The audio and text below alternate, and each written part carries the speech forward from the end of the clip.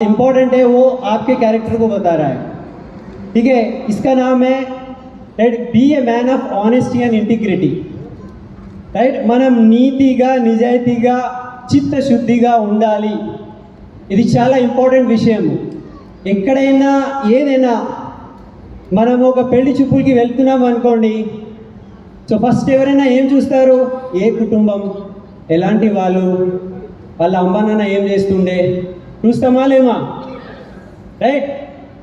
So మనం కూడా ఎలాంటి కుటుంబంలో ఉన్నాము అంటే ఇలాంటి కుటుంబంలో మనం ఉన్నాము, నీతి నిజాయితీ గల కుటుంబంలో ఉన్నాము. మనం లోపల నుంచి చిత్తశుద్ధిగా ఉండాలి, లోపల నుంచి క్లియర్ సాఫ్గా ఉండాలి, అబద్ధం చెప్పేది లేదు, రైట్. నిజాయితీగా ఉండాలి. నేను ఒక వ్యక్తికి ప్లాన్ చెప్పడానికి వెళ్ళినా అతను అంటాడు ఆల్రెడీ నా ఐడి ఉన్నది, నేనంటాను అరే ఆ ఐడి ఎందుకు, ఇప్పుడు అది పక్కకు పెట్టేసేయి, నేను నీ పక్కా దోస్త్, ఓకే.